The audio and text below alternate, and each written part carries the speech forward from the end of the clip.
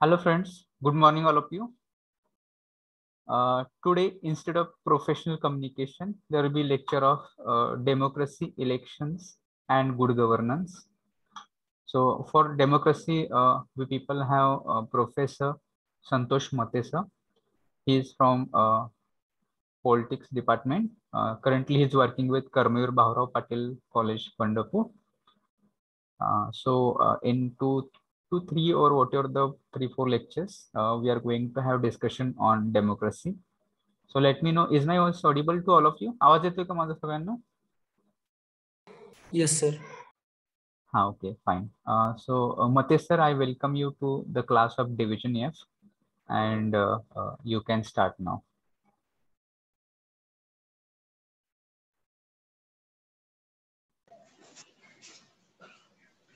Hello, आवाज येतोय माझा सर? हा येतो sir. Okay, good morning student. तर आपण सरांनी सांगितल्या पद्धतीनं डेमोक्रेसी, इलेक्शन आणि गुड गव्हर्नन्स हा जो विद्यापीठानं डिग्रीच्या प्रथम वर्षासाठी कंपल्सरी केलेला जो सब्जेक्ट आहे त्याविषयीची माहिती आपण या लेक्चरला पाहणार आहोत.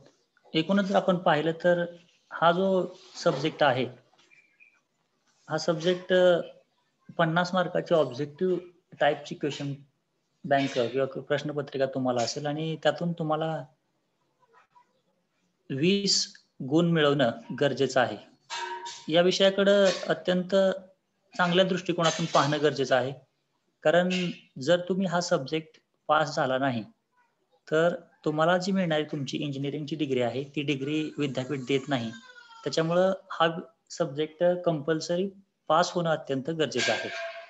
तर एकूणच हा जो सब्जेक्ट आहे लोकशाही, निवडणुका आणि सुशासन हा विषय 3 भागांमध्ये विभागलेला आपल्याला दिसतो.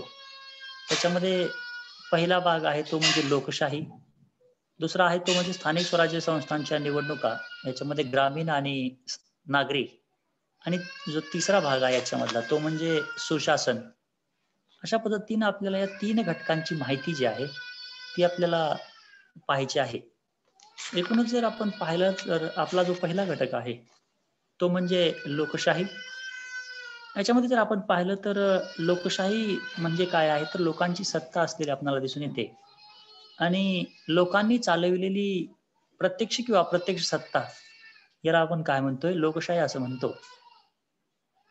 आपण जर या लोकशाही या शब्दाची उत्पत्ती पाहिली किंवा हा शब्द कशा पद्धतीने निर्माण झाला याची जर आपण माहिती पाहिली तर आपल्याला असं दिसून येतं की ही लोकशाही ही जी संज्ञा आहे ही लोकशाहीची जी संज्ञा आहे ही लोकशाहीची संज्ञा 2 ग्रीक शब्दांपासून निर्माण झालेली आपल्याला दिसून येते.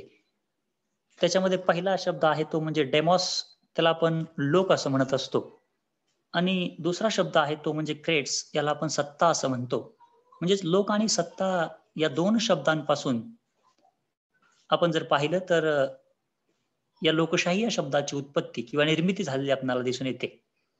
आपण जर पाहिलं तर प्राचीन जी ग्रीक नगर राज्य होती या प्राचीन ग्रीक नगर राज्यांमध्ये प्रत्यक्ष लोकशाही शासन व्यवस्था अस्तित्वामध्ये असलेली आपल्याला दिसून येते.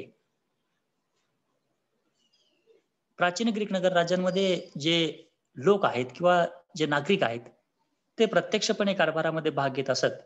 परंतु आधुनिक काळामध्ये जर आपण पाहिलं तर लोकांनी निवडून दिलेले जे प्रतिनिधी असतात, म्हणजे आपण जे निवडून देतोय प्रतिनिधी, ते प्रतिनिधी राज्यकारभार चालवतात. म्हणून त्याला आपण काय म्हणत असतो तर अप्रत्यक्ष अशी लोकशाही शासन व्यवस्था म्हणतो. आपण जर लोकशाहीची एक सर्वसाधारण व्याख्या पाहिली, एक राजकीय विचारवंत अब्राहम लिंकन यांनी लोकशाहीची एक साधी आणि सोपी व्याख्या केलेली आहे. त्याच्यामध्ये ते असं म्हणतात की लोकशाही म्हणजे लोकांचे, लोकांसाठी आणि लोकांनी चालवलेले शासन. म्हणजेच काय तर लोकांसाठी आणि लोकांचं शासन आहे. म्हणजे काय तर जे राज्यकर्ता वर्ग आहे तो पण लोकच आहेत आणि जनता, राज्यामधील जी जनता आहे त्या जनतेसाठी काय आहे तर ही जी सत्ता आहे ही सत्ता त्या जनतेसाठी चालवली जाते. शासन जे आहे ते जनतेसाठी चालवलं जातं. म्हणून अब्राहम लिंकन असं म्हणतात की लोकांनी, लोकांसाठी आणि लोकांचेच असलेले शासन त्याला काय म्हटलं जातं, लोकशाही असं म्हणतात. असं अब्राहम लिंकन यांनी स्पष्ट केलेलं आपल्याला दिसून येतं. एकूणच जर आपण पाहिलं तर ही जी लोकशाही आहे, या लोकशाही शासन व्यवस्थेमध्ये सामाजिक आणि आर्थिक समता प्रस्थापित करण्यासाठी सर्वांना समान अशा प्रकारची संधी दिली जाते.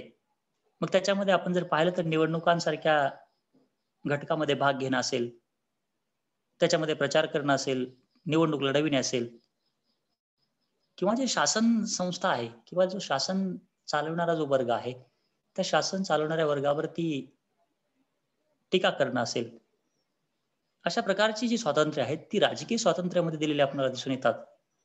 याच्यामध्ये जर आपण पाहिलं तर लोकशाही शासन व्यवस्थेमध्ये एखादा व्यक्ती कोणत्या जातीचा आहे, कोणत्या पंथाचा आहे किंवा कोणत्या धर्माचा आहे किंवा तो कोणत्या ठिकाणी जन्मलेला आहे, याच्यावरून भेदभाव न करता सर्वांना राजकीय असेल, सामाजिक असेल आणि आर्थिक क्षेत्रामध्ये समानतेची वागणूक या लोकशाही शासन व्यवस्थेमध्ये दिलेली आपल्याला दिसून येते. एकूणच जर आपण पाहिलं तर आंतरराष्ट्रीय क्षेत्रांमध्ये जर आपण पाहिलं, आंतरराष्ट्रीय राजकारणाचा जर विचार केला तर त्याच्यामध्ये शांतता प्रस्थापित करण्यासाठी जी विविध राष्ट्र आहेत, या राष्ट्रांमध्ये मैत्रीचे संबंध असलेले आपल्याला दिसून येतात.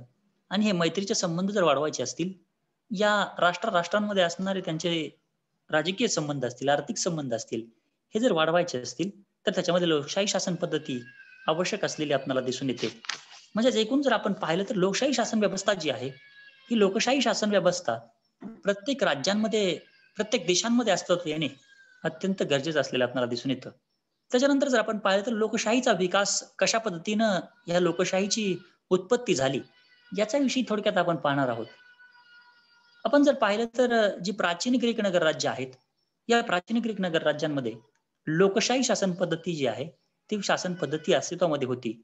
आणि ग्रीक विचारवंत हेरोडॉटस असेल किंवा अरिस्टॉटल असतील, या राजकीय विचारवंतांनी लोकशाही संबंधित जे विचार आहेत ते आपल्या विविध ग्रंथांमध्ये मांडलेले आपल्याला दिसून येतात. अरिस्टॉटल जे राजकीय विचारवंत आहेत ते म्हणतात की लोकशाही हा राज्याचा विकृत प्रकारात मानला होता. आणि त्याने असं म्हटलं की लोकशाहीचा समतोल हा जो आहे तो सत्ता, शुद्ध आणि चांगला शासन प्रकार होता. अशा प्रकारचे विचार हे अरिस्टॉटल यांनी मांडलेले आपल्याला दिसून येतात. एकूणच जर आपण पाहिलं तर आधुनिक काळामध्ये विशेषतः 17व्या शतकाचा जर आपण विचार केला तर या 17व्या शतकामध्ये लोकशाहीचा खऱ्या अर्थानं विकास झालेला आपल्याला दिसून येतो. मग त्याच्यामध्ये इंग्लंडमध्ये राजा आणि प्रजा यांच्यामध्ये झालेला संघर्ष असेल आणि त्याच्यामध्ये प्रजेने जे आहे ते स्टुअर्ट घराण्यातील जो राजा होता, त्या राजाविरुद्ध बंड केलेला आपल्याला दिसून येतं. आणि 1689 चा जो बिल ऑफ राईट्स आहे, या बिल ऑफ राईट्सच्या संधीनं इंग्लंडमध्ये प्रजेला जे आहे ते प्रजेला अधिकार प्राप्त होऊन इंग्लंड सारख्या देशामध्ये लोकशाही शासन व्यवस्था प्रस्थापित झालेली आपल्याला दिसून येते. त्याचबरोबर फ्रान्स असेल, अमेरिका असेल, या विविध देशांमध्ये क्रांत्या होऊन किंवा राज्यक्रांत्या होऊन लोकशाहीचा विकास जो आहे तो लोकशाहीचा विकास झालेला आपल्याला दिसून येतो. मग फ्रान्समध्ये 1789 मध्ये जी राज्यक्रांती झाली, त्या राज्यक्रांतीनं राजेशाही व्यवस्था जी आहे ती राजेशाही व्यवस्था नष्ट होऊन फ्रान्समध्ये लोकशाही शासन व्यवस्था जी आहे ती लोकशाही शासन व्यवस्था अस्तित्वामध्ये आलेली आपल्याला दिसून येते. त्याच्यानंतर जो आपला पुढचा घटक आहे याच्यामधील तो म्हणजे लोकशाहीची काही तत्व जे आहेत, प्रिन्सिपल्स जे आहेत या लोकशाहीची, डेमोक्रेसीची, त्याच्याविषयीची थोडक्यात आपल्याला माहिती पाहावी लागणार आहे. मग याच्यामध्ये जर आपण पाहिलं तर लोकांच्या सहमतीतून चालत असणारं शासन हे लोकशाहीचं तत्व आहे. तुम्ही म्हणाल लोकांच्या सहमतीतून चालणारं शासन म्हणजे काय? तर याच्यामध्ये जर आपण पाहिलं तर लोकशाही शासन पद्धती जी आहे, त्या लोकशाही शासन पद्धतीचा जो राज्यकारभार आहे तो लोकांच्या सहमतीतून चालत असतो. म्हणजेच लोकांचा पाठिंबा ज्या राजकीय पक्षाला असतो, तो राजकीय पक्ष सत्तेवरती येत असतो. आणि लोकशाहीमध्ये जर पाहिलं आपण तर लोकांच्या टीका असेल किंवा विरोध असेल याच्या माध्यमातून शासन व्यवस्था चालत असते. आणि लोकशाही म्हणजे काय तर लोकांची संमती आहे आणि लोकांची टीका असते. म्हणजे काय, लोक काय करत असतात तर आपले जे लोकप्रतिनिधी असतात ते लोकप्रतिनिधी निवडून देण्याचं काम हे जनता करत असते. आणि जो राज्यकर्ता वर्ग आहे त्या राज्यकर्त्या वर्गावरती टीका पण करण्याचं काम लोकशाही शासन व्यवस्थेमध्ये नागरिक जे आहेत ते करत असतात. त्याच्यानंतर दुसरं जे लोकशाहीचं तत्व आहे ते म्हणजे व्यक्ती स्वातंत्र्य. याच्यामध्ये जर आपण पाहिलं तर स्वातंत्र्य हे जे तत्व आहे हे लोकशाहीमध्ये अत्यंत महत्वाचं असलेलं आपल्याला दिसून येतं. आणि प्रत्येक व्यक्ती जी आहे, प्रत्येक व्यक्ती ज्यावेळी जीवनामध्ये जन्माला येत असते समाजामध्ये, त्यावेळेसच त्या व्यक्तीला जे आहे ते निसर्गदत्त स्वातंत्र्य जे आहेत ती स्वातंत्र्य दिलेली असतात. व्यक्तीचा सर्वांगीण विकास जर व्हायचा असेल तर त्यासाठी स्वातंत्र्य आवश्यक असलेलं आपल्याला दिसून येतं. आणि त्यामुळेच व्यक्तीच्या स्वातंत्र्याचं रक्षण करण्याची जबाबदारी जी आहे ती जबाबदारी या शासन संस्थेवरती, या लोकशाही शासन व्यवस्थेमध्ये जो राज्यकर्ता वर्ग आहे त्या राज्यकर्त्या वर्गावर असलेली आपल्याला दिसून येते. त्याच्यानंतर जो पुढचं आपलं तत्व आहे ते म्हणजे समता. लोकशाही शासन पद्धतीमध्ये जर आपण पाहिलं तर समतेची तत्वावरती ही जी लोकशाहीची व्यवस्था आहे, ही लोकशाहीची व्यवस्था या समतेच्या तत्वावरती आधारलेली आपल्याला दिसून येते. मी मग म्हटल्याप्रमाणे धर्म, वंश, जात, लिंग असेल किंवा तो व्यक्ती कोणत्या ठिकाणी जन्मलेला आहे, अशा प्रकारचा कोणताही भेदभाव जो आहे, तो भेदभाव न करता प्रत्येकाला विकासाची समान संधी जी आहे, ती समान संधी या लोकशाही शासन व्यवस्थेमध्ये दिलेली आपल्याला दिसून येते. आपण जर पाहिलं तर कायद्यापुढे सर्वजण समान मानले जातात आणि कायद्यापुढे सर्वांना समानतेची वागणूक दिली जाते. उदाहरण जर घेतलं गेलं तर एखादा प्रशासकीय अधिकारी असेल आणि एखादा सर्वसामान्य व्यक्ती असेल, या दोघांनी जर एकच गुन्हा केला असेल तर त्या दोघांना त्या गुन्ह्यासाठी होणारी जी शिक्षा असते ती शिक्षा जी आहे ती दोघांना समान दिलेली दिसते. म्हणूनच मग काय म्हटलेलं आहे तर समता जी आहे म्हणजे सर्वांना समानतेची वागणूक या लोकशाही शासन व्यवस्थेमध्ये दिलेली आपल्याला दिसून येते. त्याच्यानंतर पुढचं जे तत्व आहे ते म्हणजे बंधुता. याच्यामध्ये जर आपण पाहिलं तर स्वातंत्र्य, समता आणि बंधुता ही लोकशाहीची 3 प्रमुख तत्वे किंवा 3 प्रमुख लक्षणं मानली जातात. व्यक्ती स्वातंत्र्य आणि व्यक्ती विकास याच्या संरक्षणासाठी आणि संवर्धनासाठी समता आवश्यक असलेली आपल्याला दिसून येते. आणि समते तत्व स्वीकारत असताना जर आपण पाहिलं तर समतेची वागणूक देताना बंधुत्वाची गरज असलेली आपल्याला दिसून येते. लोकशाहीमध्ये जर आपण पाहिलं तर प्रत्येक व्यक्तीला दुसऱ्या व्यक्तीच्या स्वातंत्र्याविषयी किंवा हक्कांविषयी काय आहे आदर असणं अत्यंत गरजेचं आहे. त्याच्यामुळे बंधुता जी आहे ते लोकशाहीमध्ये महत्वाचं तत्व असलेलं दिसून येतं. त्याच्यानंतर जनतेचे सार्वभौमत्व. आपण जर पाहिलं तर लोकशाहीला जनतेचे सार्वभौमत्व अभिप्रेत असते. म्हणजेच काय आहे तर लोकांचे जे प्रतिनिधी असतात, जनतेने निवडून दिलेले जे लोकप्रतिनिधी असतात ते लोकप्रतिनिधी राज्य चालवत असतात. आणि ते राज्य चालवत असताना ते लोकप्रतिनिधी जे आहेत ते लोकांना डोळ्यासमोर ठेवून, लोकांचं हित लक्षामध्ये ठेवून, जनतेचं हित लक्षामध्ये घेऊन काय करत असतात, ते राज्यकारभार करत असतात. आणि म्हणून काय आहे तर जनता जी आहे ती जनता याच्यामध्ये सार्वभौम असणं गरजेचं असलेलं आपल्याला दिसून येतं. आणि लोकशाहीचं हे एक अत्यंत महत्वाचं तत्व असलेलं आपल्याला दिसून येतं. त्याच्यानंतर बहुमताचं शासन. बहुमताचं शासन म्हणजे काय आहे तर लोकशाहीत मध्ये जर आपण पाहिलं तर जनतेचं सार्वभौमत्व प्रकट होत असतं आणि प्रत्यक्षामध्ये बहुमतानुसार राज्यकारभार जो आहे, ही जी शासन व्यवस्था आहे, ही शासन व्यवस्था या ठिकाणी चालत असलेली आपल्याला दिसून येते. आपण जर पाहिलं तर लोकप्रतिनिधींची निवड असेल, मंत्रिमंडळाची निवड असेल, पंतप्रधानांची निवड असेल, त्याचबरोबर एखाद्या अध्यक्षाची निवड असेल किंवा कायदे निर्मिती करणं असेल, अशा सर्व गोष्टी असतात. याच्यामध्ये लोकशाहीमध्ये बहुमत असणं अत्यंत गरजेचं असतं. आपण जर उदाहरण घेतलं बहुमताचं शासन याच्यामध्ये तर 2019ची विधानसभेची निवडणूक आपण जर डोळ्यासमोर ठेवली तर या 2019च्या निवडणुकीमध्ये महाराष्ट्रामध्ये 288 आमदारांची संख्या आहे. त्याच्यामध्ये 145 हा जो मॅजिक फिगर म्हणतो आपण त्याला, म्हणजे तो बहुमताचा जो आकडा आहे तो आकडा कुठल्याही राजकीय पक्षाला मिळाला नाही.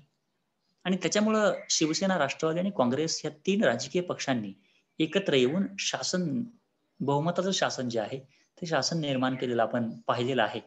म्हणजेच काय आहे तर या लोकशाही शासन व्यवस्थेमध्ये ज्या राजकीय पक्षाला बहुमत मिळेल तो राजकीय पक्ष जो आहे तो राजकीय पक्ष सत्ता स्थापन करत असलेला आपल्याला दिसून येतो. त्याच्यानंतर जे पुढचं तत्व आहे ते म्हणजे कायद्याचे अधिराज्य. जी लोकशाही शासन पद्धती आहे या लोकशाही शासन पद्धतीमध्ये मी मग म्हटल्याप्रमाणे सर्व व्यक्ती ज्या आहेत ते व्यक्ती कायद्यासमोर समान आहेत. लोकशाही राज्यामध्ये कोणतीही व्यक्ती जी आहे ती कोणती व्यक्ती कायद्यापेक्षा श्रेष्ठ नसते. मग त्याच्यामध्ये शासकीय अधिकारी असेल किंवा सरकारी नोकर असेल किंवा सामान्य नागरिक असेल, अशा प्रकारचा कोणताही भेदभाव जो आहे तो भेदभाव या ठिकाणी या लोकशाही शासन व्यवस्थेमध्ये केलेला आपल्याला दिसून येत नाही. आपण जर पाहिलं तर एकच कायदा आणि एकच न्याय हा जो आहे तो लोकशाही शासन व्यवस्थेमध्ये लागू असलेला आपल्याला दिसून येतो. त्याच्यानंतर जे पुढचं तत्व आहे ते म्हणजे विकेंद्रीकरणाचं तत्व. याच्यामध्ये जर आपण पाहिलं तर जी लोकशाही शासन व्यवस्था आहे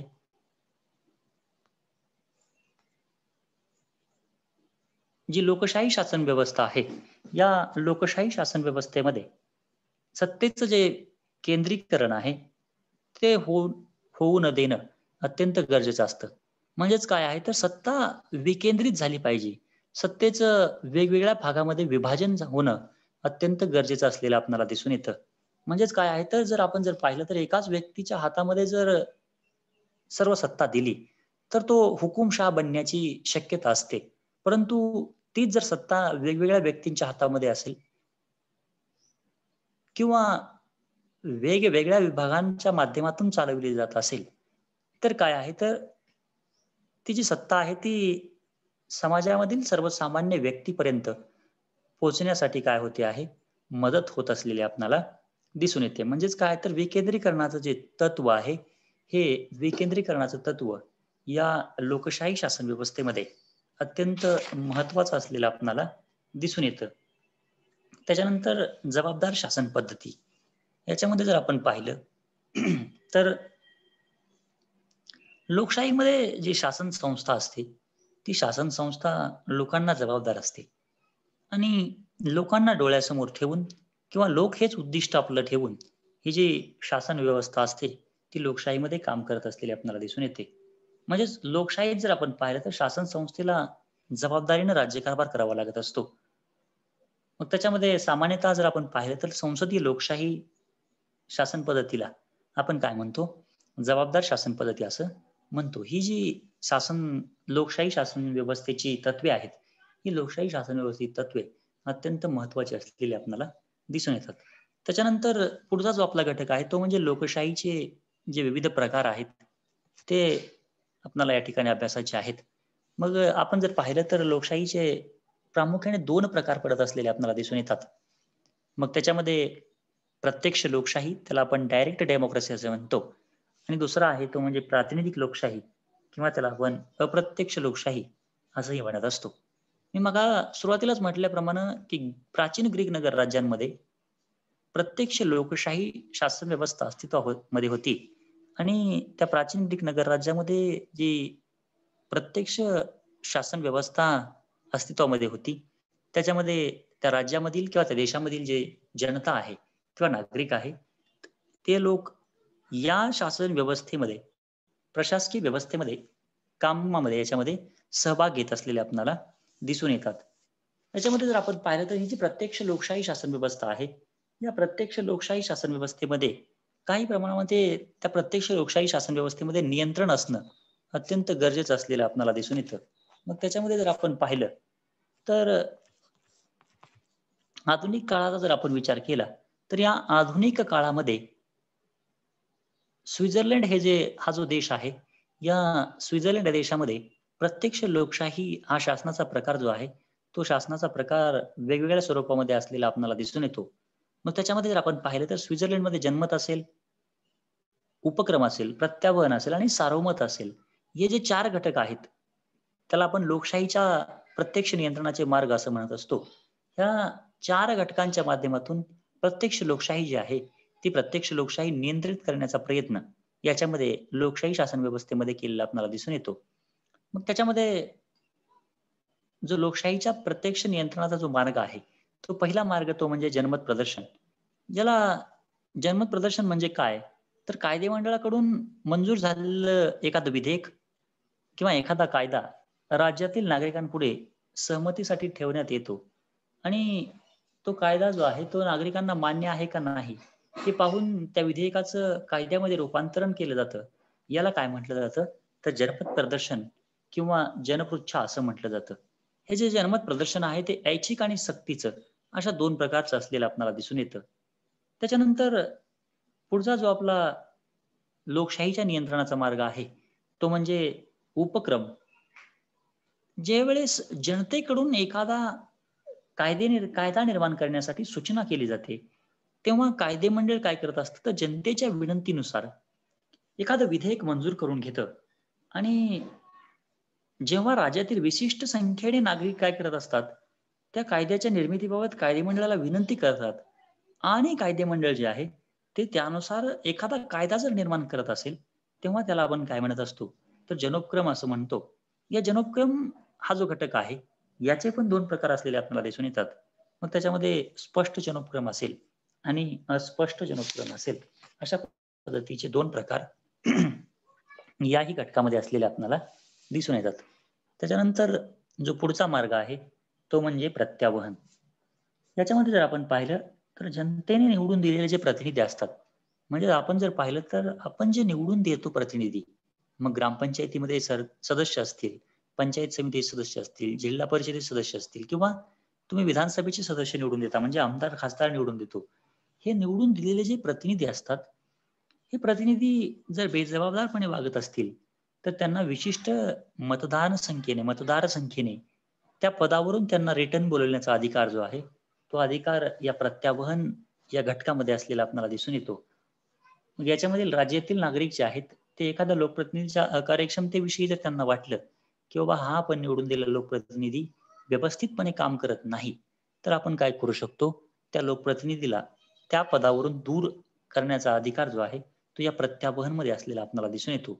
त्याच्यानंतर जो चौथा प्रत्यक्ष लोकशाही नियंत्रणाचा मार्ग आहे तो म्हणजे सार्वमत.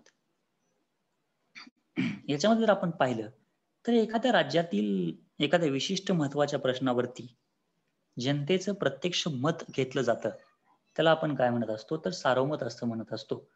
मग एखाद्या राजकीय घटकावरती किंवा एखाद्या प्रश्नावरती जनतेचं सार्वमत घेतलं जातं, म्हणजे लोकांचा जो काय निर्णय आहे, लोक या कायद्याला काय करतायत, मान्यता देत आहेत का नाही, हे ज्यावेळेस पाहिलं जातं त्याला आपण काय म्हणत असतो, सार्वमत असं म्हणत असतो. याच्यामध्ये जर आपण पाहिलं तर सर्वात प्रथम 1799 साली जो नेपोलियन बोनापार्ट आहे, या नेपोलियन बोनापार्टने या सार्वमताचा अवलंब केलेला आपल्याला दिसून येतो. त्याच्यानंतर 1933 साली हिटलरने सार्वमताचा अवलंब केला. आपण भारत देशामध्ये जर आपण विचार केला तर गोवा हे जो केंद्रशासित प्रदेश होता, तो केंद्रशासित प्रदेश ठेवण्यासंदर्भात याच्यामध्ये भारतामध्ये पण काय आहे, सार्वमत केलेलं आपल्याला दिसून येतं. त्याचबरोबर जो सिलेट जिल्हा आहे, भारत आणि पाकिस्तानच्या फाळणीच्या वेळी या सिलेट जिल्ह्याच्या विभाजनासंबंधी पण सार्वमत घेण्यात आलेलं होतं, असं आपल्याला या ठिकाणी दिसून येतं. त्याच्यानंतर जो दुसरा प्रकार आहे लोकशाहीचा, तो म्हणजे प्रातिनिधिक लोकशाही. त्याला आपण अप्रत्यक्ष लोकशाही असं म्हणतो. मी मग म्हटल्याप्रमाणे अप्रत्यक्ष लोकशाही कशाला म्हणायचं, तर आपण जर विचार केला तर वेगवेगळ्या देशांची वाढत असलेली लोकसंख्या आणि त्या देशाचं असलेलं क्षेत्रफळ या दृष्टिकोनातून जर आपण अभ्यास केला तर आज जगातील 2/3 देशामध्ये या लोकशाही व्यवस्थेचा जो आहे तो लोकशाही व्यवस्थेचा स्वीकार केलेला आपल्याला दिसून येतो.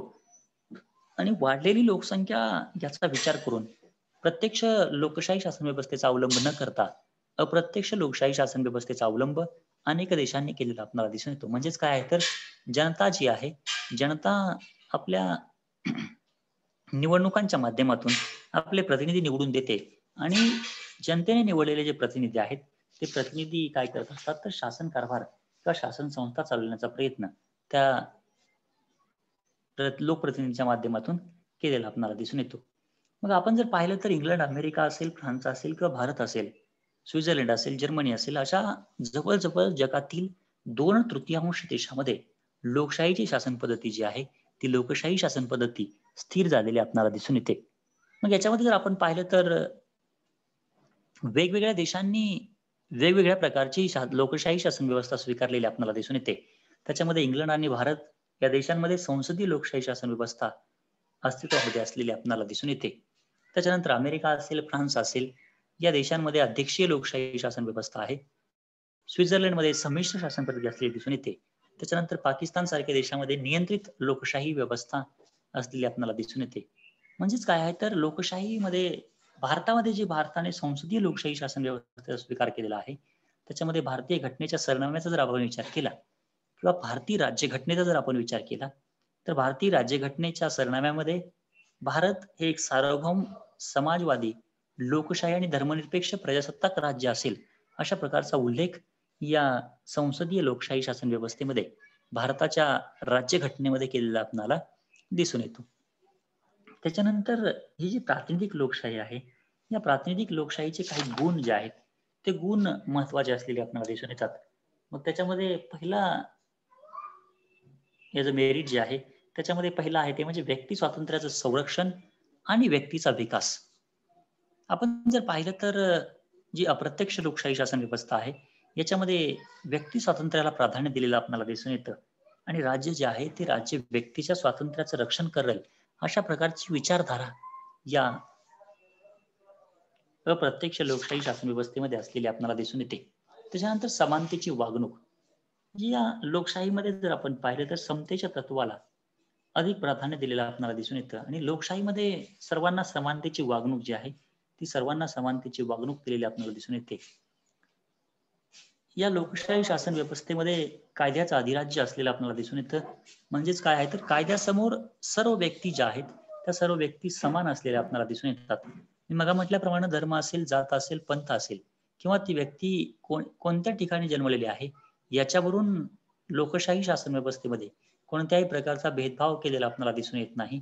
म्हणजेच काय आहे तर प्रातिनिधिक लोकशाहीमध्ये किंवा अप्रत्यक्ष लोकशाही शासन व्यवस्थेमध्ये समानतेची वागणूक सर्व व्यक्तींना समानतेची वागणूक जी आहे ती समानतेची वागणूक दिलेली आपल्याला दिसून येते. त्याच्यानंतर जबाबदार शासन पद्धती. मी मग म्हटल्याप्रमाणे की लोकशाही शासन व्यवस्था जी आहे ही लोकशाही शासन पद्धती जबाबदार शासन पद्धती म्हणून कार्य करीत असते आणि जे लोकप्रतिनिधी व्यक्ती जनतेने निवडून दिलेले जे लोकप्रतिनिधी आहेत ते लोकप्रतिनिधी जनतेला जबाबदार राहून कार्य करीत असतात. मंत्रिमंडळ कायदेमंडळाला जबाबदार राहून लोकहिताचा कारभार जो आहे तो लोकहिताचा कारभार या लोकशाही शासन व्यवस्थेमध्ये करत असलेली आपल्याला दिसून येते. त्याच्यानंतर अल्पसंख्याक विभाग जे अल्पसंख्याक आहेत या अल्पसंख्याकांना संरक्षण जे आहे ते संरक्षण या लोकशाही व्यवस्थेमध्ये दिलेलं आपल्याला दिसून येतं. आपण जर पाहिलं तर लोकशाहीमध्ये व्यक्ती हा जो घटक आहे हा घटक विकासाचा एक केंद्रबिंदू मानलेला आपल्याला दिसून येतो आणि व्यक्ती हा घटक जो आहे तो विकासाचा केंद्रबिंदू मानल्यामुळे राज्यातील जे सर्व लोक आहेत किंवा सर्व नागरिक आहेत यांना विकासाची समान संधी उपलब्ध करून दिलेली आपल्याला दिसून येते. त्याच्यामध्ये आपण जर पाहिलं तर अल्पसंख्याक लोक जे आहेत या अल्पसंख्याक लोकांना विकासाची समान संधी दिलेली आपल्याला दिसून येते. मग अल्पसंख्याक वर्गाच्या संरक्षणासाठी आणि संवर्धनासाठी काही घटनात्मक तरतुदी भारतीय राज्यघटनेने करून ठेवलेल्या आपल्याला दिसून येतात. त्याच्यानंतर राजकीय ज्ञानाची प्राप्ती. याच्यामध्ये जर आपण पाहिलं तर लोकशाही शासन पद्धतीमध्ये नागरिकांना राजकीय शिक्षण दिलं जातं. मग त्याच्यामध्ये मतदान असेल, निवडणुका असेल किंवा शासनाला प्रतिकार करणं असेल किंवा राजकीय संघटना असतील, राजकीय पक्ष असतील, दबाव गट असतील अशा विविध माध्यमातून लोकांना जे आहे ते लोकांना राज्यकारभाराचं ज्ञान होत असलेलं आपल्याला दिसून येतं. मग आपण जर पाहिलं तर व्यक्तीचा जो दैनंदिन जीवन जगत असताना व्यक्तीचा जर आपण विचार केला तर ती व्यक्ती प्रत्यक्ष किंवा अप्रत्यक्षपणे राजकारणाशी संबंधित असलेली आपल्याला दिसून येते आणि लोकशाहीमध्ये व्यक्तीचा राजकीय सहभाग जो आहे तो राजकीय सहभाग अत्यंत महत्वाचा असलेला आपल्याला दिसून येतो. मग त्याच्यामध्ये निवडणूक काळामध्ये मतदान करणे असेल किंवा प्रचार करणे असेल अशा प्रकारची जी लोकशाहीची मूल्ये आहेत त्या लोकशाही मूल्यांची ओळख जी आहे ती अप्रत्यक्ष लोकशाही शासन व्यवस्थेमध्ये होत असलेली आपल्याला दिसून येते. त्याच्यानंतर पुढचं जे तत्व आहे ते म्हणजे शासनाचा सर्वोत्तम प्रकार. याच्यामध्ये आपण जर पाहिलं तर ही जी लोकशाही शासन व्यवस्था आहे अप्रत्यक्ष लोकशाहीचा जो हा प्रकार आहे हा शासनाचा सर्वोत्तम प्रकार आहे असं मानलेलं आपल्याला दिसून येतं. मग त्याच्यामध्ये राजेशाही असेल, महाजनशाही असेल किंवा सर्वकष शासन पद्धती असेल किंवा लोकशाही, अल्पजनशाही असेल अशामध्ये शासनाचे विविध प्रकार जे आहेत ते विविध प्रकार निर्माण झालेले आपल्याला दिसून येतात आणि विविध प्रकार जरी असले तरी पण या सर्व प्रकारांमध्ये लोकशाही हा जो आहे हा शासनाचा एक उत्तम प्रकार मानलेला आपल्याला दिसून येतो. म्हणजेच काय आहे तर लोकशाही शासन व्यवस्था जो आहे हा शासनाचा एक उत्तम सर्वोत्तम प्रकार असल्याचं आपल्याला दिसून येतं. त्याच्यानंतर जर आपण पाहिलं तर या लोकशाही शासन व्यवस्थेमध्ये ही जी लोकशाहीची शासन व्यवस्था आहे याच्यामध्ये अप्रत्यक्ष लोकशाही शासन व्यवस्था अत्यंत महत्वाची असलेली आपल्याला दिसून येते. आपण जे लोकशाहीचे दोन प्रकार आहेत त्याच्यामध्ये प्रत्यक्ष लोकशाही शासन व्यवस्था आणि दुसरा म्हणजे अप्रत्यक्ष लोकशाही शासन व्यवस्था याच्याविषयीची माहिती जी आहे ती माहिती आपण या ठिकाणी पाहिलेली आहे. त्याच्यानंतर जो आपला पुढचा घटक आहे याच्यामधील लोकशाही या घटकामधील उपघटक तो म्हणजे लोकशाहीचे विस्तार क्षेत्र. ही जी लोकशाही व्यवस्था आहे आपण जर पाहिलं तर भारत हा जगातील सर्वात मोठा लोकशाहीचा शासन पद्धती असलेला देश आहे. आपण जर पाहिलं तर भारताची लोकसंख्या आज जवळजवळ 135 कोटीच्या घरामध्ये गेलेली आपल्याला दिसून येते. आणि भारतीय राज्यघटनेचा सरनामा जो आहे किंवा भारतीय राज्यघटनेचा जो सार आहे, त्याच्यामध्ये जर आपण पाहिलं तर सार्वभौम समाजवादी धर्मनिरपेक्ष लोकशाही गणराज्य प्रस्थापित करण्याची घोषणा जी आहे, ती घोषणा भारताने केलेली आपल्याला दिसून येते. आणि भारतीय राज्यघटनेचा जर विचार केला तर भारतीय राज्यघटनेने संसदीय लोकशाही शासन पद्धतीचा पुरस्कार केलेला आपण पाहिलेला आहे. प्रस्तुत घटकामध्ये जर आपण पाहिलं तर लोकशाहीचं विस्तार क्षेत्र म्हणजे काय, तर भारतीय लोकशाही यशस्वी करण्यासाठी सामाजिक, आर्थिक आणि राजकीय अशी जी 3 क्षेत्र आहेत, या 3 क्षेत्रांमध्ये समता प्रस्थापित होणं अत्यंत गरजेचं असलेलं आपल्याला दिसून येतं. तर याच्यामध्ये पहिला जो घटक आहे आपला तो म्हणजे सामाजिक लोकशाही.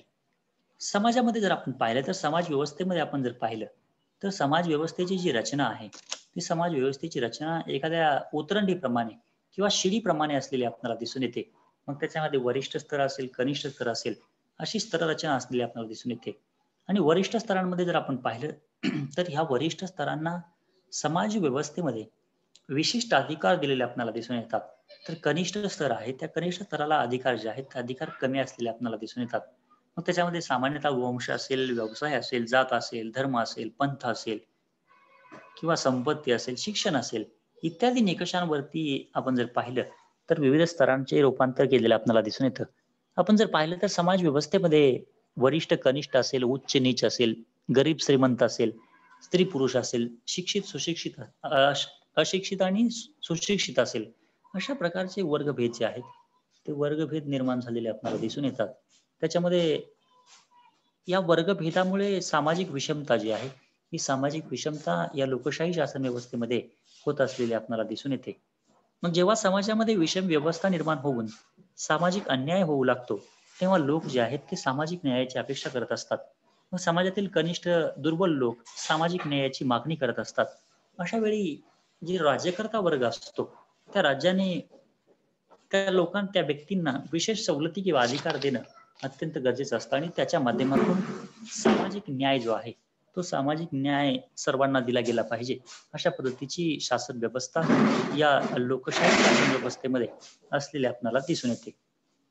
एकूणच जर आपण पाहिलं तर महाराष्ट्रामध्ये ब्राह्मण आणि ब्राह्मणेतर अशा प्रकारचा जो संघर्ष निर्माण झाला होता, त्या ब्राह्मणेतर वर्गाला सामाजिक न्याय मिळवून देण्यासाठी आणि त्याची सामाजिक गुलामगिरी जी आहे, ती सामाजिक गुलामगिरी नष्ट करण्यासाठी महात्मा फुले असतील, डॉक्टर बाबासाहेब आंबेडकर असतील, त्याचबरोबर छत्रपती शाहू महाराज असतील किंवा कर्मवीर भाऊराव पाटील असतील, यांनी ब्राह्मणेतर चळवळीमध्ये कार्य केलेलं आपल्याला दिसून येतं.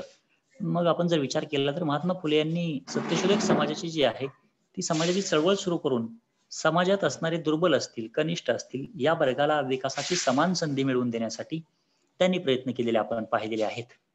त्याच्यामध्ये डॉक्टर बाबासाहेब आंबेडकर असतील किंवा छत्रपती शाहू महाराज असतील, कर्मवीर भाऊराव पाटील असतील, यांनी अस्पृश्यता निवारणाचं काम जे आहे, ते अस्पृश्यता निवारणाचं कार्य मोठ्या प्रमाणावरती केलेलं आपण पाहिलेलं आहे.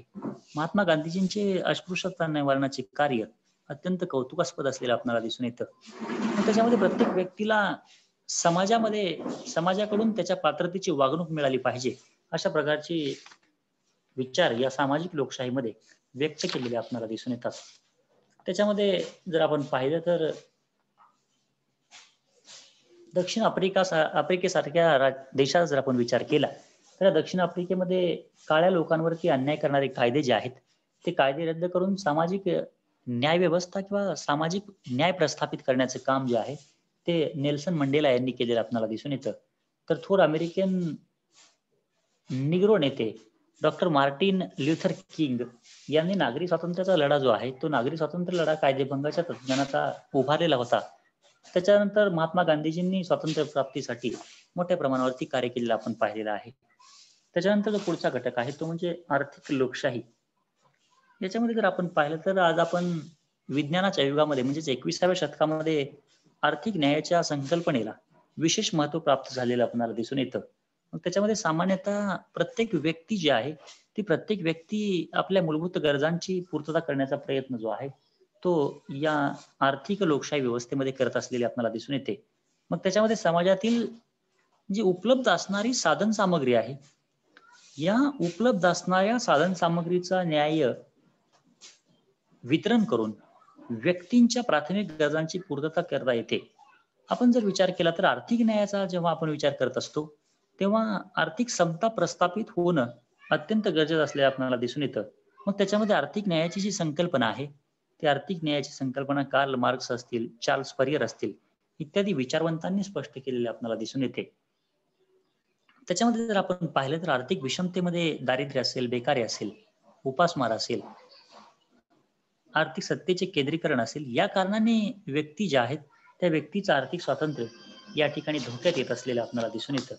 व्यक्ती जी आहे ती आर्थिक अधिकारांद्वारे व्यवसायाची निवड करू शकत असते. म्हणजे ज्या व्यक्तीकडे आर्थिक सामर्थ्य आहे ती व्यक्ती काय करत असते तर आपला जो व्यवसाय आहे तो व्यवसाय निवडण्याचं काम या ठिकाणी व्यक्ती काय करत असते या आर्थिक घटकाच्या माध्यमातून करत असलेली आपल्याला दिसून येते. प्रोफेसर लास्की असं म्हणतात की समता प्रस्थापित झाल्याशिवाय हे जे स्वातंत्र्य व्यक्तीला मिळालेलं आहे त्या स्वातंत्र्याला कुठलाही अर्थ राहत नाही. अशा प्रकारचा विचार प्रोफेसर लास्की मांडताना आपल्याला दिसून येतात. ते असं म्हणतात की उत्पादनाची साधने जी आहेत ती समाजाच्या मालकीची होणं गरजेचं आहे आणि ही उत्पादनाची साधने जी आहेत ती उत्पादनाची साधने समाजाच्या मालकीची झाल्याशिवाय आर्थिक समता प्रस्थापित होऊ शकत नाही. अशा प्रकारचे विचार प्रोफेसर लास्की यांनी मांडलेले आपल्याला दिसून येतात. त्याच्यानंतर ही जी आर्थिक लोकशाही आहे त्या आर्थिक लोकशाहीमध्ये जॉन रॉल्स हे जे राजकीय विचारवंत आहेत ते राजकीय विचारवंत आपल्या न्यायाची जी संकल्पना आहे म्हणजे ते म्हणतात की वितरणवादी न्याय जो आहे तो सर्वांना समान पद्धतीनं मिळाला गेला पाहिजे अशा प्रकारची संकल्पना जॉन रॉल्स यांनी मांडलेली आपल्याला दिसून येते. ते म्हणतात की समाजातील सर्व प्रकारची मालमत्ता असेल किंवा उत्पादन असेल आणि सार्वजनिक पदे असतील याचा संबंध न्याय वितरणाशी येतो. अशा पद्धतीचा विचार जॉन रॉल्स यांनी या आर्थिक लोकशाहीमध्ये मांडलेला आपल्याला दिसून येतो. त्याच्यानंतर जो पुढचा तिसरा घटक आहे याच्यामध्ये तो म्हणजे राजकीय लोकशाही. याच्यामध्ये जर आपण पाहिलं तर लोकशाहीत राजकीय न्याय हा न्यायाचा अत्यंत महत्वाचा प्रकार मानलेला दिसून येतो. म्हणजेच काय तर राजकीय न्याय म्हणजे नागरिकांना त्याच्या राजकीय जीवनामध्ये स्वतंत्रपणे आणि स्वेच्छेने सहभागी होण्याची परिस्थिती उपलब्ध करून दिली जाते. त्याला आपण राजकीय लोकशाही किंवा राजकीय न्याय असं म्हणत असतो. आपण जर विचार केला तर जॉन रॉल्स हे जे राजकीय विचारवंत आहेत त्यांनी आपल्या थेअरी ऑफ जस्टिस या ग्रंथामध्ये राजकीय न्यायाचा पुरस्कार केलेला आपल्याला दिसून येतो. रॉल्स असं म्हणतात की व्यक्तीला सर्वात प्रथम स्वातंत्र्य प्राप्तीचा समान अधिकार मिळाला पाहिजे आणि हाच अधिकार जो आहे तो त्याच समाजातील इतर व्यक्तींना सुद्धा मिळाला पाहिजे. अशा प्रकारचे विचार जॉन रॉल्स हे राजकीय लोकशाहीमध्ये मांडताना दिसून येतात. आपण जर पाहिलं तर स्वातंत्र्यावरती निर्बंध घातले गेले तर समाजातील सर्व व्यक्ती ज्या आहेत किंवा त्या व्यक्तींना समान राजकीय स्वातंत्र्याचा लाभ घेता येतो. म्हणजेच काय तर स्वातंत्र्य जी तुम्हाला दिली गेलेली आहेत भारतीय राज्यघटनेने त्या भारतीय राज्यघटनेने दिलेल्या स्वातंत्र्यावरती काही निर्बंध घालणं अत्यंत गरजेचं असलेलं आपल्याला दिसून येतं. अशा पद्धतीने लोकशाही राजकीय व्यवस्थेमध्ये सर्व नागरिकांना समान राजकीय स्वातंत्र्याचा लाभ घेता येतो. त्याच्यामध्ये मी मग म्हटल्याप्रमाणे की कोणत्याही व्यक्तीला भेदभाव जो आहे तो कोणत्याही व्यक्तीला भेदभाव न करता त्याला समानतेची वागणूक जी आहे ती या राजकीय लोकशाही व्यवस्थेमध्ये दिलेली आपल्याला दिसून येते. त्याच्यानंतर जो पुढचा घटक आहे आपला तो म्हणजे विकेंद्रीकरण. मी सुरुवातीलाच सांगितलं होतं की सत्तेचं ही जी सत्ता आहे किंवा हा जो राज्यकर्ता वर्ग आहे या राज्यकर्त्या वर्गामध्ये एका व्यक्तीच्या हातामध्ये या राज्याची सर्व सत्ता न जाता वेगवेगळ्या विभागांच्या माध्यमातून ही जी लोकशाही शासन व्यवस्था आहे ती लोकशाही शासन व्यवस्था विकेंद्रित केलेली दिसून येते. त्याच्यामध्ये संघटनेचं उद्दिष्ट जर साध्य करायचं असेल एखाद्या तर सत्तेचं विकेंद्रीकरण करणं अत्यंत गरजेचं असलेलं आपल्याला दिसून येतं. त्याच्यामध्ये जर आपण पाहिलं तर जवळजवळ भारतामध्ये जर आपण विचार केला तर 70 लाख खेडी असून सुमारे आपण जर विचार केला तर 80% जनता जी आहे ती 80% जनता ग्रामीण भागामध्ये राहत असलेली आपल्याला दिसून येते. राजकीय सत्तेचं केंद्रीकरण जे आहे ते इंग्लंडच्या शासन पद्धतीमध्ये आढळून येतं. तर अमेरिका, भारत आणि स्वित्झर्लंड या देशांमध्ये सत्तेचं विकेंद्रीकरण केलेलं आपल्याला दिसून येतं. ज्या लोकशाही शासन व्यवस्थेमध्ये सत्तेचं विकेंद्रीकरण केलेलं असतं ती लोकशाही शासन व्यवस्थेचा प्रकार जो आहे तो चांगला मानला जातो. आपण जर पाहिलं तर संघराज्याची जी प्रशासन व्यवस्था आहे त्या प्रशासन व्यवस्थेमध्ये सत्तेचं विकेंद्रीकरण होऊन राज्यकारभार जो आहे तो राज्यकारभार जनताभिमुख होण्यास मदत होत असलेली आपल्याला दिसून येते. आणि सत्तेच्या विकेंद्रीकरणामुळे काय होते, तर लोकांचा जो लोकशाहीमध्ये होणारा सहभाग आहे, तो सहभाग वाढविण्यास मदत होत असलेली आपल्याला दिसून येते. त्याच्यानंतर जो आपला या घटकामधील शेवटचा जो घटक आहे, तो म्हणजे भारतीय लोकशाही जी आहे, या भारतीय लोकशाहीसमोर काही चॅलेंजेस आहेत. म्हणजेच काय, तर या भारतीय लोकशाहीसमोर काही आव्हाने आहेत. ती आव्हाने आपल्याला पाहावी लागणार आहेत. आज जर आपण पाहिलं तर जगामध्ये म्हटल्याप्रमाणे 2/3 देश जे आहेत, या 2/3 देशामध्ये लोकशाही शासन पद्धती व्यवस्था स्वीकारलेली आपल्याला दिसून येते. आणि बहुतेक सर्व लोकशाही राष्ट्रांमध्ये प्रादेशिक प्रतिनिधित्वाची पद्धती स्वीकारलेली आहे. त्याच्यामध्ये मग संसदीय, अध्यक्षीय, नियंत्रित आणि मार्गदर्शक अशा ज्या विविध स्वरूपाच्या लोकशाही शासन व्यवस्था आहेत, या लोकशाही शासन व्यवस्थेच्या पद्धती याच्यामध्ये निर्माण झालेले आपल्याला दिसून येतात. सामाजिक आणि आर्थिक असमानता कमी करायची असेल, प्रादेशिक असमतोल दूर करायचा असेल, किंवा समाजामध्ये असणारी धर्मांधता असेल, जातीयवाद असेल किंवा जमातवाद असेल, यांना प्रतिबंध करायचा असेल किंवा निरक्षरता जर कमी करायची असेल किंवा दारिद्र्य निर्मूलन जर कमी करायचे असेल, अशा प्रकारची जी लोकशाही समोरची आव्हानं आहेत, या लोकशाही व्यवस्थेपुढे उभे असलेले आपल्याला दिसून येतात. याच्यामध्ये पहिलं जर लोकशाही समोरला आपण आव्हान पाहिलं, तर त्याच्यामध्ये सामाजिक असमानता हे लोकशाही समोर महत्वाचं आव्हान असलेलं दिसून येतं. मग तुम्ही म्हणाल सामाजिक असमानता म्हणजे काय? तर त्याच्यामध्ये आपण जर पाहिलं तर धर्मांधता जी आहे, ती समाजामध्ये अजूनही मोठ्या प्रमाणावरती असलेली आपल्याला दिसून येते. लोकशाही समाज व्यवस्थेमध्ये सामाजिक विषमता आढळून येते. मग त्याच्यामध्ये धर्म असेल, वंश असेल, जात असेल, पंथ असेल, व्यवसाय असेल, या कारणांनी समाजामध्ये विषमता निर्माण होत असलेली आपल्याला दिसून येते. भारत असेल, इंग्लंड असेल किंवा अमेरिका असेल, अशा लोकशाही देशांमध्ये धर्मांधता असलेली आपल्याला दिसून येते. त्याच्यानंतर पुढचा जो घटक जे लोकशाही समोरील आव्हान आहे, ते म्हणजे जातीय राजकारण. याच्यामध्ये जर आपण पाहिलं तर विविध राज्यांमध्ये एखाद्या जातीचा प्रभाव असलेला आपल्याला दिसून येतो. आणि एखाद्या राज्यामध्ये त्याच जातीचा प्रभाव असल्यामुळे काय आहे, तर जो राज्यकर्ता वर्ग आहे किंवा जे राजकीय पक्ष आहेत, ते राजकीय पक्ष जाती राजकारण करण्याचा प्रयत्न मोठ्या प्रमाणावरती करत असलेले आपल्याला दिसून येतात. आपण जर पाहिलं तर भारतातील जी विविध घटक राज्य आहेत, त्याच्यामध्ये विविध जातींचा प्रभाव असलेला आपल्याला दिसून येतो. मग कर्नाटकमध्ये जर आपण पाहिलं तर लिंगायत समाजाचा मोठ्या प्रमाणावरती या जातीचा मोठ्या प्रमाणावरती प्रभाव असलेला दिसून येतो. आंध्र प्रदेशमध्ये रेड्डी जमात असेल किंवा केरळमध्ये नायर समाज आहे, बिहारमध्ये राजपूत ब्राह्मण आहेत, आदिवासी आहेत, त्याच्यानंतर उत्तर प्रदेशमध्ये राजपूत असतील, जाट असतील, तमिळनाडूमध्ये मुदलियार आहेत आणि महाराष्ट्रामध्ये ब्राह्मण, मराठा, लिंगायत, मागासवर्गीय अशा प्रकारचे जे जाती आहेत, या जातीमुळे काय आहे तर जाती राजकारण मोठ्या प्रमाणावर होत असलेलं आपल्याला दिसून येतं. आणि हे लोकशाही समोरील एक मोठं आव्हान असलेलं आपल्याला दिसून येतं. त्याच्यानंतर प्रादेशिकता असतील. लोकशाही राष्ट्रामध्ये प्रादेशिक असमतोल जो आहे, तो प्रादेशिक असमतोल मोठ्या प्रमाणावरती होत असलेला दिसून येतो. मग प्रदेशासाठी प्रादेशिक वाद जे आहेत, ते प्रादेशिक वाद भारतामध्ये असलेले आपण पाहिलेले आहेत. त्याच्यामध्ये मग कर्नाटक महाराष्ट्र सीमावाद असेल, त्याच्यानंतर महाराष्ट्र गुजरात असेल किंवा पंजाब हरियाणा असेल, अशा प्रकारचे विविध सीमावाद जे आहेत, ते सीमावाद मोठ्या प्रमाणावरती याच्यामध्ये असलेले आपण आता दिसून येतात. त्याच्यानंतर आर्थिक असमानता आणि दारिद्र्य. याच्यामध्ये जर आपण पाहिलं तर आर्थिक असमानता, आर्थिक विषमता, दारिद्र्य, बेकारी, उपासमार इत्यादी आर्थिक कारणं जी आहेत, त्या आर्थिक कारणांमुळे जी लोकशाही शासन व्यवस्था आहे ती अस्थिर आणि अयशस्वी होते. त्याच्यामुळे काय आहे तर या लोकशाही शासन व्यवस्थेपुढे ही आर्थिक असमानता आणि दारिद्र्य दूर करणं अत्यंत महत्वाचं असलेलं आपल्याला दिसून येतं. त्याच्यानंतर जो पुढचा घटक आहे किंवा जी लोकशाही व्यवस्थेसमोरील दुसरा जो अडथळा आहे, तो म्हणजे भाषेची समस्या. याच्यामध्ये लोकशाही शासन पद्धती स्थिर आणि यशस्वी जर करायची असेल,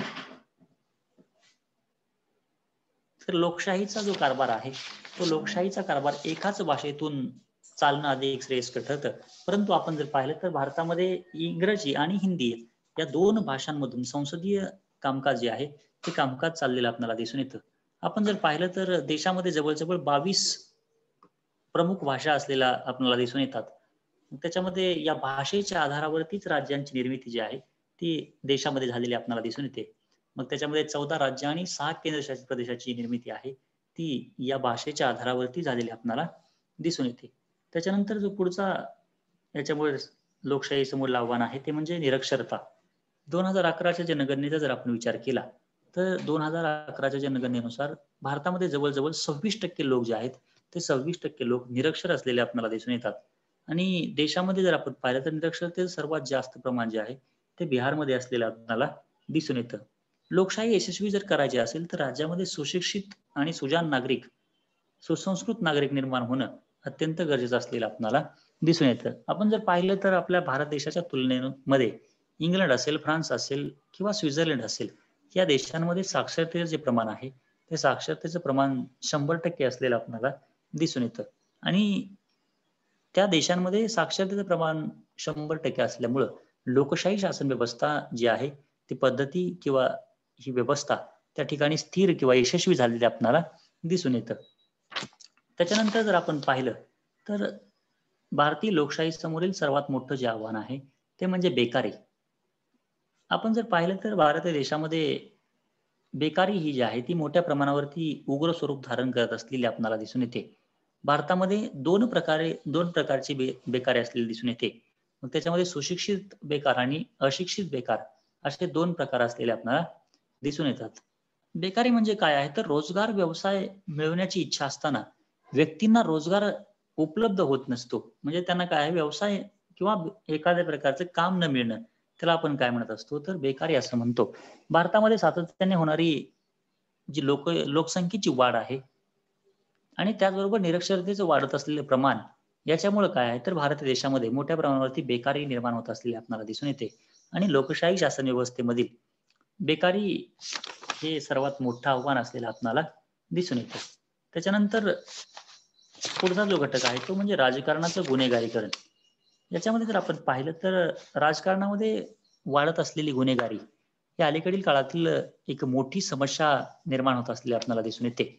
1980 नंतरच्या दशकाचा जर विचार केला आपण तर 1980 नंतर राजकारणामध्ये जी गुन्हेगारी आहे ही गुन्हेगारी मोठ्या प्रमाणावरती वाढत असलेली आपल्याला दिसून येते. आपण जर विचार केला 2019च्या लोकसभेचा विचार घेतला देशामधील तर जवळजवळ 530 लोकप्रतिनिधींपैकी सुमारे 450 लोकप्रतिनिधींवरती किमान एक तरी गुन्हा नोंद असल्याची जी माहिती आहे ही माहिती या ठिकाणी समोर आलेली आपल्याला दिसून येते. त्याच्यानंतर जी दिल्ली विधानसभेची निवडणूक झाली त्या दिल्ली विधानसभेच्या निवडणुकीमध्ये 70 जागांसाठी जे 810 उमेदवार होते त्यापैकी जवळजवळ 129 उमेदवारांवरती गुन्हेगारीचे गुन्हे असलेले आपल्याला दिसून येतात. म्हणजेच काय तर अलीकडल्या काळामध्ये जर आपण पाहिलं 1980 नंतरच्या दशकाचा जर राजकारणाचा विचार केला तर याच्यामध्ये मोठ्या प्रमाणावरती गुन्हेगारी जी आहे ही गुन्हेगारी वाढत असलेली आपल्याला दिसून येते. राजकारणातील गुन्हेगारीकरण जर संपुष्टात आणायचं असेल तर त्यासाठी सर्वोच्च न्यायालयाने दिलेले जे निर्णय आहेत ते निर्णय आपण मान्य करणं अत्यंत गरजेचं असलेलं आपल्याला दिसून येतं.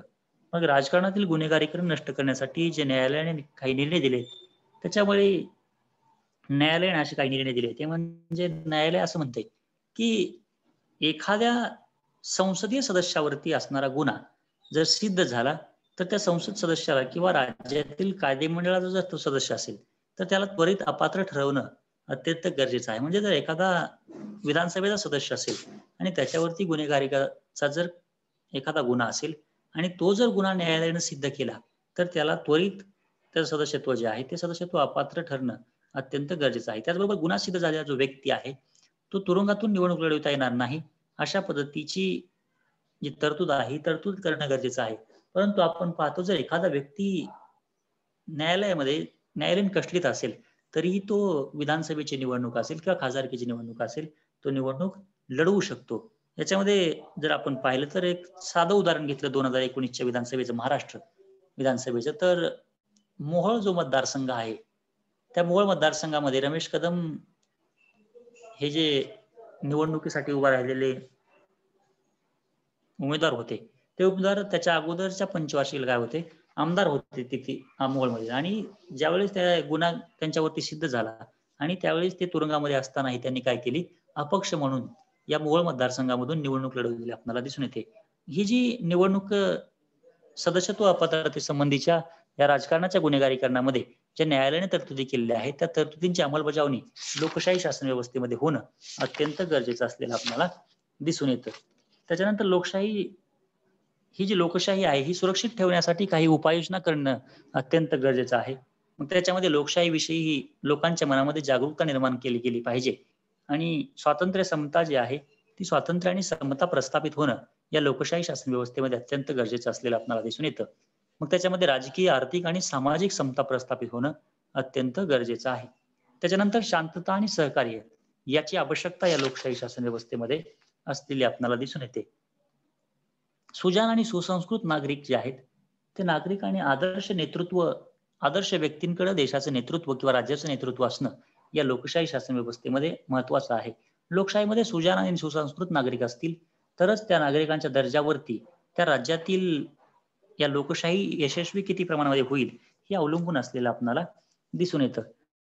त्याच्यानंतर निर्भीड आणि निपक्ष प्रसार माध्यम असणं या लोकशाही शासन व्यवस्थेमध्ये आवश्यक असलेलं आपल्याला दिसून येतं. त्यानंतर सत्तेचं विकेंद्रीकरण झालं पाहिजे. सत्ता जी आहे ती एकाच व्यक्तीच्या हातामध्ये न राहता सत्तेचं विकेंद्रीकरण होणं या लोकशाही शासन व्यवस्थेमध्ये अत्यंत महत्वाचं आहे. त्याच्यानंतर जो महत्वाचा घटक आहे या लोकशाही सुरक्षिततेसाठी महत्वाचा घटक आहे तो म्हणजे आदर्श राज्यघटना असणं देशामध्ये महत्वाचं आहे. लोकशाही प्रशासन व्यवस्था जर यशस्वी करायची असेल तर आदर्श राज्यघटनेमध्ये स्वातंत्र्य, समता, बंधुता, सामाजिक न्याय असेल आणि विकेंद्रीकरण असेल अशा लोकशाही तत्वांचा स्पष्ट उल्लेख करणं अत्यंत गरजेचं आहे. आणि ही जी राज्यघटना आहे ही राज्यघटना लिखित स्वरूपामध्ये असणं अत्यंत गरजेचं असलेलं आपल्याला दिसून येतं. मग त्याच्यामध्ये न्याय असेल, समता असेल आणि बंधुत्व असेल याचे स्पष्टीकरण जे आहे ते स्पष्टीकरण या आदर्श राज्यघटनेमध्ये असणं अत्यंत गरजेचं असलेलं आपल्याला दिसून येतं.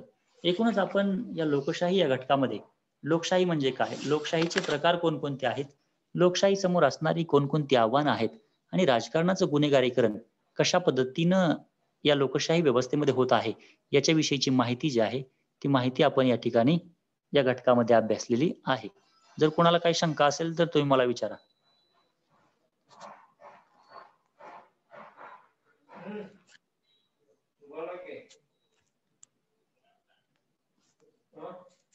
जर कोणाला काय शंका असेल तर तुम्ही विचारू शकता.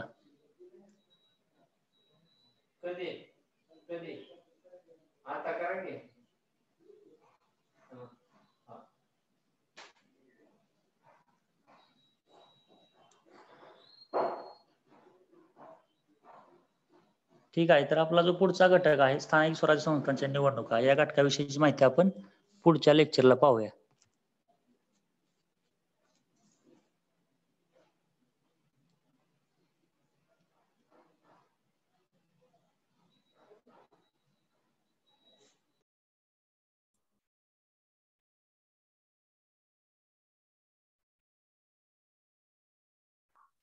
Sir, you can end meeting. Meeting end करा sir.